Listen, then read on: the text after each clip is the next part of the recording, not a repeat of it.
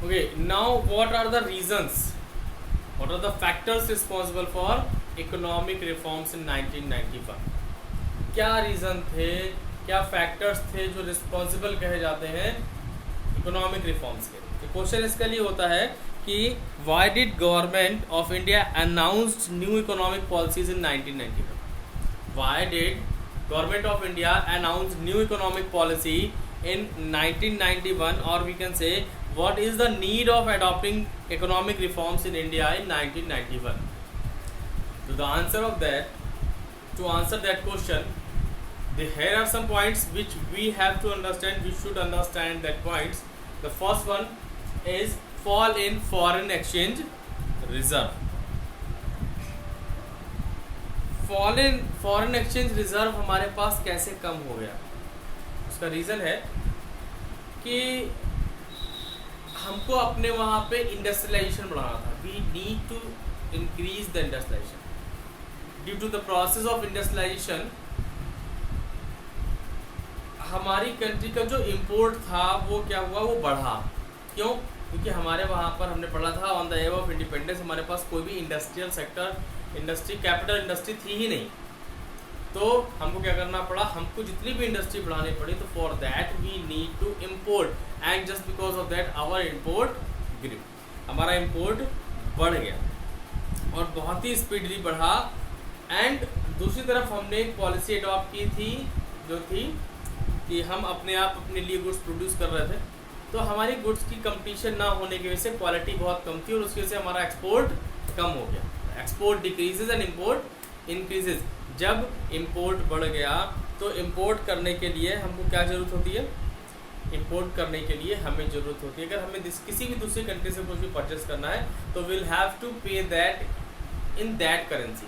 हम उस कंट्री को उसी करेंसी, उस कंट्री की करेंसी में पेमेंट करेंगे. ऐसा नहीं कि हम अपने रुपए में पेमेंट कर देंगे. For that we need their currency, foreign currency. And foreign currency का जो स्टॉक होता है that is known as foreign reserve.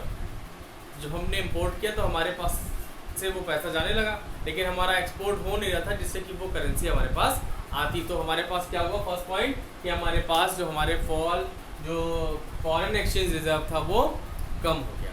Next is failure of public sector. Public sector enterprises में जो भी डेवलपमेंट हुए, पब्लिक सेक्टर इंटरप्राइजेज ने ही society के वेलफेयर के लिए, अगर सोशलिस्टिक फीचर ऑफ इकोनॉमी को देखा जाए तो उसको पूरा करने के लिए उन्होंने बहुत सारी जगहों पर अपनी इंडस्ट्रीज लगाई. But that industries were not working well. वो इंडस्ट्रीज वर्क नहीं कर पा रही थी. The expenses of that industry were more than the revenue.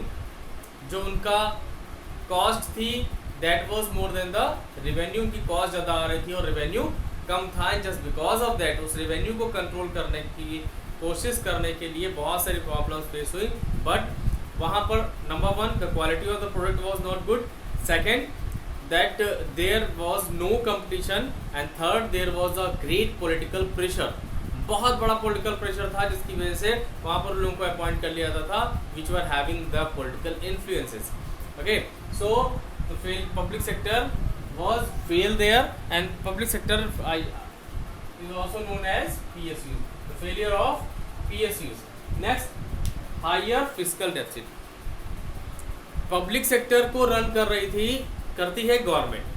Government जब पब्लिक सेक्टर को रन करती है तो गवर्नमेंट के जो एक्सपेंसेस होते हैं, गवर्नमेंट एक्सपेंसेस और गवर्नमेंट का इनकम, तो गवर्नमेंट एक्सपेंसेस और गवर्नमेंट की इनकम के बीच का जो डिफरेंस होता है, अगर गवर्नमेंट के एक्सपेंडिचर्स ज़्यादा है और गवर्नमेंट की इनकम कम है, when expenditures are more than the revenue, when cost is more than the receipts, means when payments are more than the receipts, then in that case there will be deficit. वहाँ पर होता है deficit. यानी government का क्या होता है, physical deficit. Deficit का मतलब होता है लॉस.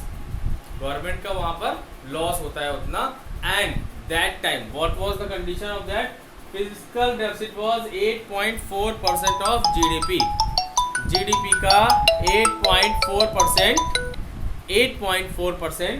क्या था, फिजिकल डेफिसिट था वहाँ पर. एंड अब उस फिजिकल डेफिसिट को पूरा करने के लिए बहुत सारे न्यू पॉलिसीज अडॉप्ट करने की जरूरत थी. Deficit in balance of payment. Next की balance of payment. What is balance of payment? Balance of payment is the difference between import and export of a country. Import and export के बीच जो difference होता है that is known as balance of payment. And when balance of payment refers to the statistical statement of receipt and payment of a country with the rest of the world in an accounting year. एक accounting year में rest of the world के साथ में जो भी transactions होते हैं all that is counted here in balance of payment. अब हमारा क्या था कि export कम था, balance of payment में हमारा export कम था और import ज़्यादा था. export कम होने की वजह से हमारा इंपोर्ट बढ़ता चला गया एंड उस समय क्या हुआ, बैलेंस ऑफ पेमेंट जो था वो क्या था, हमारा डेफिसिट था, इनबैलेंस हो गया और वो डेफिसिट हो गया. यानी कि हमारे पास हम इंपोर्ट ज़्यादा कर रहे थे और एक्सपोर्ट कम कर रहे थे जस्ट बिकॉज ऑफ दैट. तो ये कितना हो गया, it was 23% of the GDP.